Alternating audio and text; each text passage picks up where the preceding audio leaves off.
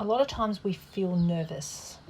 We feel that we have this intimidation going on between ourselves and perhaps somebody that we regard is better than us. And because of that, it affects the free flow of our communication. So suddenly we become silent, or our voice starts to crack, the body starts to cave in, or you pull away, your eyes close, all your power, all your experience, your passion is traumatized. And it's my golly, I don't even know what to say. It's like my power has left out of my body, has gone. And this is because we have, at that moment, we have declared that we're not good enough and that we're going to be found out that we're a fraud. We're afraid of being found out that there's something wrong with us. So at that point, we become afraid, we become intimidated, we pull away, we lose our power, our authority, our experience. And then it looks like we're not credible. It looks like we can't be trusted, or perhaps it starts to mean that your reputation's affected because if you don't look like the mature, experienced one anymore, or even that you have the authority, and your voice goes weak, everything about your body becomes small, your presence diminishes, so your confidence is going, and all of that is giving signals to others that you might not know what you're doing. Now, when somebody knows you, they might say, "Now that's strange. I know you can do this." They'll say that. But the fact is that other people that don't know us, that's their perception.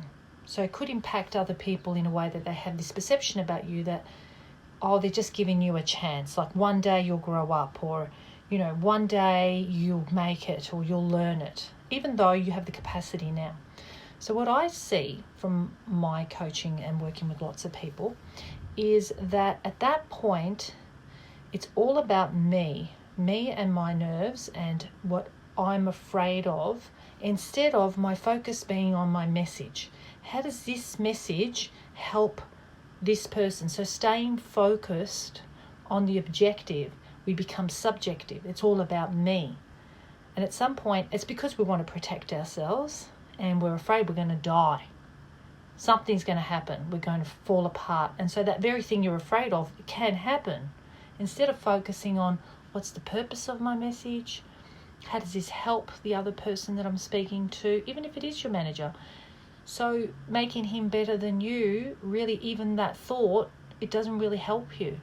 And at the end of the day, he doesn't want that. He wants just the information you're supposed to give him, having that thought. So it's about noticing the thought, being aware of it, and deciding, okay, sure, I can see that thought, I can feel that thought, but could I have another thought?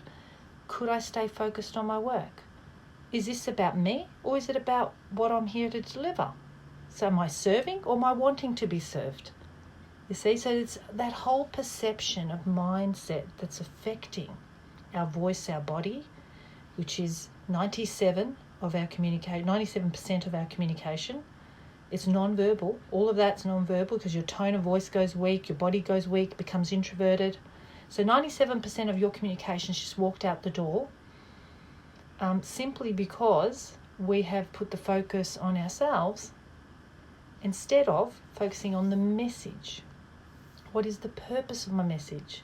How do I get connected to my message so much that I'm so focused on the message that I'm not focused on myself? And I bet that if it was urgent, if there was an urgent message, you had to tell your boss that we need to get out of the building because there's a fire, you wouldn't be thinking, oh, little old me, I don't even know if he'll believe me. You would just shout it out, right?